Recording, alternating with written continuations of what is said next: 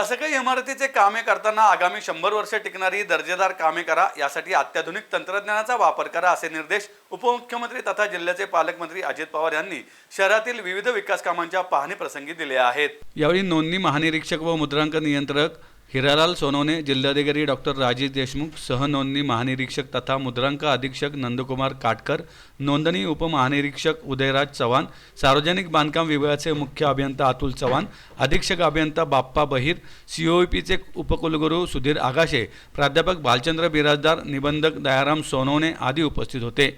नोंदणी भवन येथील विकास कामांची पाहणी करताना उपमुख्यमंत्री पवार यांनी संबंधित अधिकाऱ्यांकडून कामाबाबत माहिती घेतली। नोंदणी भवनची कामे करताना प्रामुख्याने वीज, वाहनतळ, सोलर पॅनल, जिन्यामधील अंतर, पायऱ्या, अग्निशमन यंत्रणा या बाबतीत सुरक्षिततेच्या दृष्टीने अत्याधुनिक तंत्रज्ञानाचा वापर करावा। पुरेसा सूर्यप्रकाश, हवा खेळती राहील याची काळजी घेऊन काम करावे। भवनाच्या दर्शनी भागात विभागाचे मोठ्या आकाराचे बोधचिन्ह लावावे। भिंतीच्या कामासाठी मजबूत विटेचा वापर करावा। परिसरात अधिकाधिक वृक्षारोपण करा अशा सूचना पवार यांनी दिल्या। शासकीय अभियांत्रिकी महाविद्यालयाच्या इमारतीचा ऐतिहासिक वारसा जपून कामे करावीत। इमारतीसाठी टिकाऊ दगडाचा वापर करावा। विद्यार्थ्यांच्या सुरक्षिततेचाही विचार करण्यात यावा। माजी विद्यार्थ्यांच्या कल्पना सूचनांचा विचार करा अशा सूचना पवार यांनी दिल्या।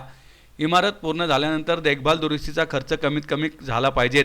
वाहनतळाचे नियोजन करताना कार्यालयातील मनुष्यबळाबरोबर नागरिकांच्या वाहनांचाही विचार करावा। या क्षेत्रातील तज्ज्ञ व्यक्तींचे वारंवार मार्गदर्शन घ्यावे।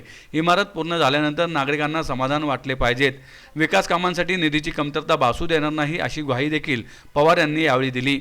उपमुख्यमंत्री पवार यांनी शिवाजीनगर येथील शासकीय अभियांत्रिकी इमारत परिसरातील विविध इमारत आणि प्रयोगशाळेची पाहणी करून संबंधित विभाग प्रमुखांकडून येथील कामांबाबतही माहिती घेतली।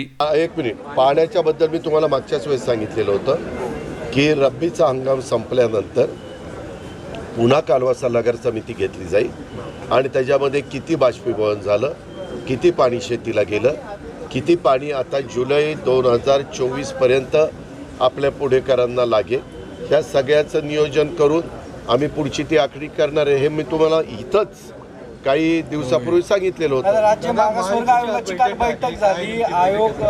आयोगाला स्वायत्तता असते, त्यांनी त्यांची बैठक घेऊन ते त्यांचं काम करत असतात।